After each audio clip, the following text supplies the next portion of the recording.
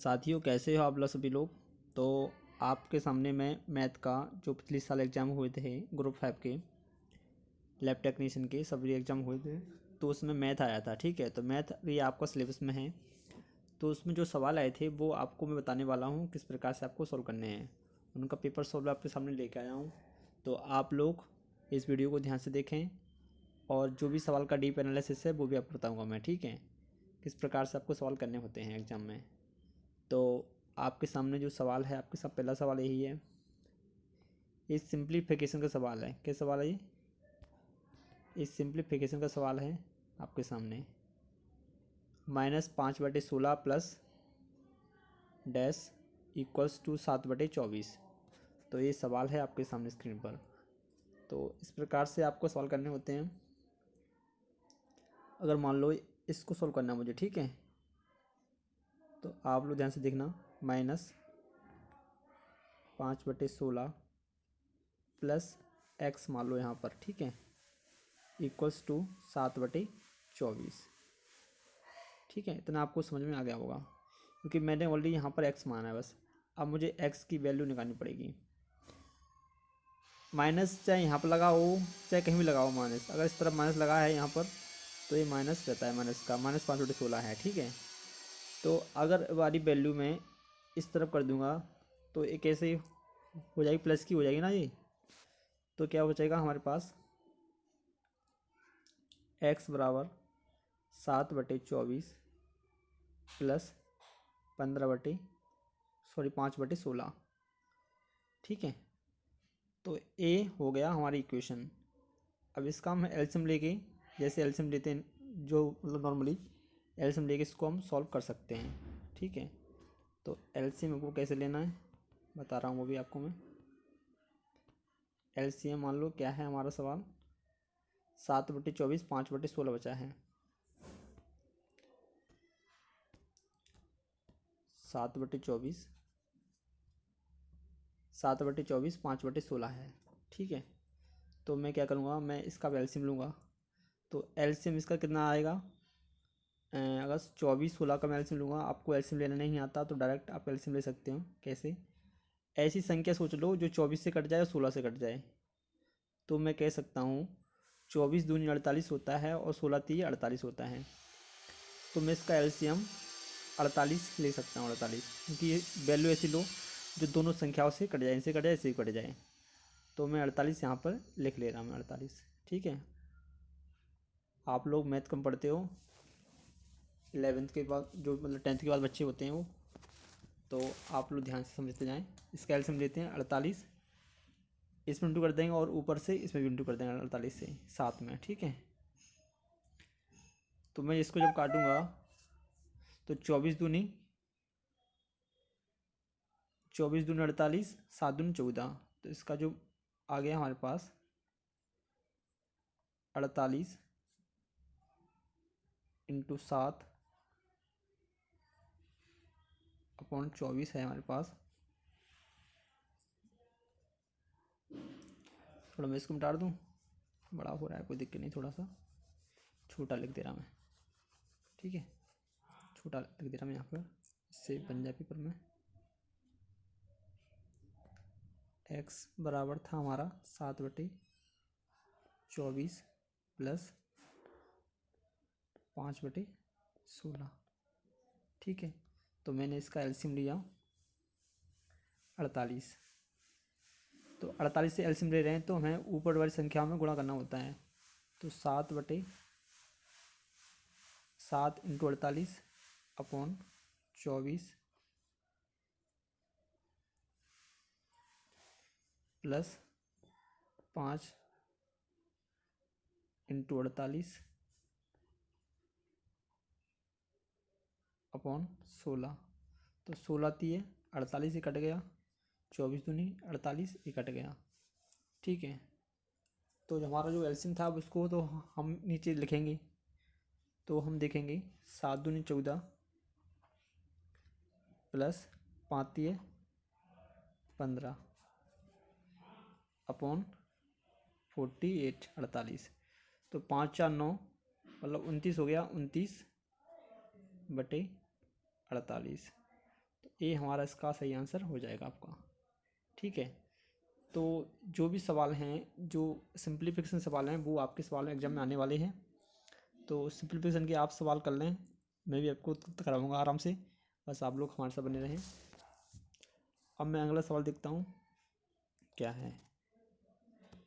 तो आपके सामने स्क्रीन पर रहा 15p minus 24p plus 11 plus 9।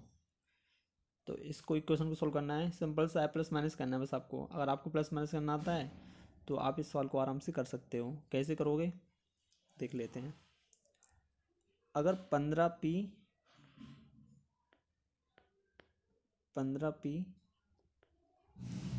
Minus जो प्लस प्लस के वन माइनस को जोड़ लो, सिंपल सा कर लो बस आप लोग।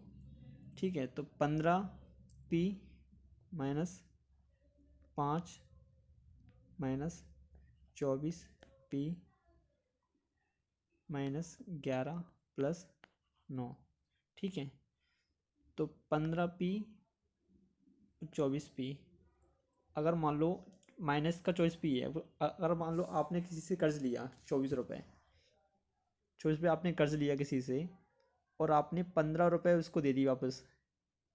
ठीक है, तो आपके पास अभी भी कर्ज होगा ना, क्योंकि आपने 24 रुपये कर्ज लिया था। बच्चों को प्रॉब्लम आती है यहाँ पर प्लस माइनस करने में, तो आपको मैं सिंपल भाषा में समझा रहा हूँ। अगर आपने 24 रुपये लिए किसी से कर्ज पर, अगर आपने, मैं कहूँ आपने 24 रुपये लिए कर्ज पर और 15 रुपये आपने कुछ दिनों बाद दे दिए, फिर भी आपके पास नॉर्मली जो होगा आपके पास माइनस का 9 कर्ज होगा नहीं आपके पास, या नहीं होगा बताइए, होगा क्या नहीं होगा, होगा ना। माइनस का पर 9 आपके पास कर्ज होगा 9p। ठीक है, अगर मैं यहाँ पर देखूँ -5 और -11, जो माइनस माइनस का होता है उसको हम जोड़ लेते हैं, जो प्लस प्लस का वो होता है वो जोड़ते हैं। तो माइनस माइनस -5 और -11 कितना हो गया। अगर मैंने -11 कर्ज लिया और -5 कर्ज लिया तो मेरे पास टोटल हो गया -16 कर्ज हो गया। ठीक है, अगर मैं कहूँ मैंने 9 रुपये दे दिए, मैंने 9 रुपये वापस कर दिए उसको, प्लस का 9 दे दिया मुझे, फिर भी मेरे पास जो कर्ज होगा नॉर्मली माइनस का 7 होगा, -7 मेरे पास कर्ज होगा भाई, क्योंकि मैंने प्लस का तो दे दिया 9। ठीक है, तो आप लोग इस क्वेश्चन को इस प्रकार से सोल्व कर सकते हो। अब प्लस माइनस आपको नहीं आता तो आप जो मैं आपको बता रहा हूँ वैसे आप इसको सोच सकते हो, क्योंकि जो पी था, पी वाला था, इसको जोड़ लो पहले अलग, और फिर जो नॉर्मल संख्या है उनको जोड़ लो अलग, कर लो जो प्लस माइनस है वो कर लो बस। ठीक है, तो पहले मैंने -5 कर्ज लिया और -11 कर्ज लिया, तो -16 कर्ज हो गया, और जैसे मैंने 9 रुपये उसको वापस कर दिए तो मेरे पास -7 भी कर्ज अभी बचा है, तो मैं कह सकता हूँ -7 यहाँ पर आ जाएगा। तो इसमें से कौन सा आंसर होगा हमारा, -9p -7, ये हमारा सही आंसर हो जाएगा। ठीक है, अब हम अगला सवाल देखते हैं। सवाल क्या कह रहा है भाई, सवाल कह रहा है 20 मीटर और 28 मीटर ऊंचे वाले दो खंभों के बीच की क्षैतिज दूरी 15 सेंटीमीटर है। ठीक है, तो उनकी ऊंचाइयों के बीच की दूरी क्या है, अंतर क्या है। तो ये सवाल किस प्रकार से करना है आपको बताता हूँ मैं। सबसे पहले आपको दो खंभे में आपको बना लेना है। यहाँ पर कैसे खंभे बनाओगे, एक खम्मा ये रहा छोटा सा 20 मीटर का। ठीक है, 20 मीटर खम्मा ये रहा। अच्छा खम्मा नहीं बना, थोड़ा सा अच्छा बनाता हूँ खम्मा। चलो ठीक है, 20 मीटर खम्मा बन गया ये हमारा। एक खम्मा बन गया हमारा 28 मीटर ऊंचा, छोटा बड़ा कर दो इसे 28 मीटर का। ठीक है, 28 मीटर ये हो गया। ऊंचाइयों वाले दो खम्भों के बीच क्षैतिज दूरी, जो हॉरिजॉन्टल डिस्टेंस है दो पोलों के बीच, उनकी दूरी कितनी है। यहाँ से दूरी कितनी है इनकी, 15 मीटर है। ठीक है, तो उनकी ऊंचाइयों के बीच दूरी कितनी है। अगर मान लो ये पूरी 28 है अगर मान लो 20 है तो यहाँ से इतनी लाइन है, मैं बताता हूँ आपको। अगर मान लो यहाँ से इतनी जो लाइन है ये भी तो 20 होगी। जब ये पूरी 28 है, यहाँ से यहाँ तक जो लाइन है आपके सामने, यहाँ से यहाँ तक जो लाइन है ये भी तो 20 होगी। ये खम्मा है पूरा एक तरह से, ठीक है। अब बची यहाँ पर कितनी, 8 बची, क्योंकि पूरी लाइन थी, पूरा खम्मा था, 28 मीटर का था। अब कह रहा है कि उनकी ऊंचाइयों की दूरी, जो ऊंचाई है हाईएस्ट ऊंचाई इनकी, ऊंचाइयों की दूरी कितनी है यहाँ से यहाँ तक। तो मैं भाई कह सकता हूँ यहाँ से जो दूरी इनकी है यहाँ से यहाँ तक इतनी होगी। अब वो पूछ रहा है यहाँ से यहाँ तक दूरी पूछ रहा है। जब यहाँ 15 है तो यहाँ 15 होगा, क्योंकि यहाँ बराबर, जब यहाँ बराबर है तो यहाँ बराबर होगा। तो इनकी जो दूरी होगी यहाँ से यहाँ तक, वो मान लो x मान लो, कह सकते हैं। तो अगर आपको पाइथागोरस प्रमेय आती है तो आप इसको निकाल सकते हो। लेकिन कुछ यहाँ पर ट्रिपलेट होती हैं, जैसे 3 4 5 हुई, 6 8 10 हुई, ट्रिपलेट होती है पाइथागोरस। जैसे पाइथागोरस ट्रिपलेट कहते हैं, क्या कहते हैं, पाइथागोरस ट्रिपलेट कहते हैं, ट्रिपलेट। इनको आपको याद करना है, जो आपको मैं मैथ में कराने वाला हूँ, ठीक है। जैसे 3 4 5 हुई, 6 8 10 हुई, 9 12 15 हुई, ये ट्रिपलेट हुई। अगर 9 यहाँ पर है, 9 यहाँ पर है, और मान लो 9 यहाँ पर है, 15 यहाँ पर है, 9 15 16 हैं, 8 15 17, ऐसी मतलब होती हैं। तो यहाँ पर क्या है, 8 15, तो यहाँ पर क्या होगा 17, ठीक। 17 यहाँ पर क्या आ जाएगा, ऊंचाई दूरी आ जाएगी यहाँ से, ठीक है। तो इस प्रकार से आप इसको निकाल सकते हो। लेकिन आपको याद नहीं है, आप निकालना चाहते हैं इनको, तो आप कैसे निकालेंगे वो भी आपको मैं सिखा दे रहा हूँ, चलो ठीक है। पाइथागोरस आपको ट्रिपलेट आती है तो आप निकालोगे आराम से, लेकिन नहीं आती तो आपको बताने वाला हूँ। सबसे पहले नॉर्मली आप देखोगे ये हाइट, ये रहा हमारे सामने, ठीक है। इसे बोलते हैं आधार, बोलते हैं बेस, इसे बोलते हैं हाइट, इसे बोलते हैं हाइट, ऊंचाई, आधार ऊंचाई उसे कहते हैं कर्ण, ठीक है। हिंदी में बोलते हैं कर्ण, ठीक है। अगर मान लो ये 3 है, ये 4 है, तो ये 5 होगी। कैसे होगी देख लेते हैं, ठीक है। आपका आंसर तो आगे 17 आ गया, ठीक है। इसका आप लगाने 17 आंसर सही है इसका, ठीक है। अब मैं बताने वाला हूँ जो आपको परेशान करने वाली बात है, ठीक है। तो कैसे करना आपको देख लेते हैं। देखो यहाँ पर ये ए है, ये बी है, ये सी है, ठीक है। इसे मान लो 3 है, ये 4 है, तो ए कितनी होगी। तो जो कर्ण का स्क्वायर होता है, कर्ण, इसे बोलते हैं कर्ण। क्या बोलते हैं इसे, इसे बोलते हैं भाई कर्ण, ठीक है। ये भाई कर्ण होता है। तो कर्ण का स्क्वायर होता है, कर्ण का स्क्वायर प्लस आधार का स्क्वायर प्लस लंब का स्क्वायर। तो कह सकते हैं सी स्क्वायर बराबर ए स्क्वायर प्लस बी स्क्वायर, ठीक है। तो इस प्रकार से इसको सॉल्व करते हैं। लेकिन आपको मैं पूरा डिटेल में कराऊंगा, आपको परेशान नहीं होना है, बस आप लोग बने रहें, पूरा मैथ कराया जाएगा अच्छे से, ठीक है। तो अगला सवाल देख लेते हैं। अगर आपको नहीं समझ में आ जाए तो कोई दिक्कत नहीं है। अगला सवाल क्या है हमारे सामने, चलो ये रहा। एक रेलगाड़ी एक व्यक्ति को 5 सेकंड में और 300 मीटर लंबाई के पुल को 20 सेकंड में पार कर लेती है। तो रेलगाड़ी की चाल पूछ रहा है और लंबाई पूछ रहा है। तो इसे हम कैसे करेंगे देखेंगे हम इसे। बहुत आसान सवाल है साथियों। सबसे पहले जो व्यक्ति होता है या खम्मा होता है उसकी हम लंबाई 0 मानते हैं। क्या मानते हैं, रेलगाड़ी की लंबाई तो होती है, लेकिन अगर मान लो खम्मा है तो खम्मा की लंबाई कैसे, लंबाई खम्मा की तो कोई लंबाई नहीं होती। कोई व्यक्ति होता है उसकी लंबाई नहीं होती, तो उसकी लंबाई नहीं निकाल सकते। खम्भे की लंबाई, खम्भे कितनी दूरी पर लगा हुआ है, ऐसे प्रकार से खम्मा हमेशा जीरो मानते हैं खम्मे को, ठीक है।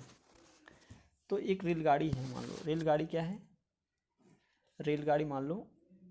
और हाँ, सबसे पहले एक कॉन्सेप्ट आपको समझना होगा, चाल बराबर दूरी बटे समय। चाल बराबर क्या होती है, चाल बराबर होता है दूरी अपॉन टाइम, यानी समय। दूरी बटे समय, ठीक है। दूरी बटे समय होता है चाल क्या होता है, दूरी बटे समय होती है। तो इसको कैसे करना है आपको, इस सवाल को सबसे पहले आपके पास क्या देख रखा है यहाँ पर, आपको चाल निकालनी है और लंबाई निकालनी है। लेकिन यहाँ पर रेल की लंबाई हमारे पास नहीं है, तो रेलगाड़ी की लंबाई निकालेंगे और उसकी चाल भी निकालेंगे। कैसे निकालेंगे देख लेते हैं। अगर मान लो रेल की लंबाई x है, या r रख लो, चलो कोई दिक्कत नहीं है, मैं r रख दे रहा। पहला इक्वेशन क्या बोलती है हमारी, एक रेल है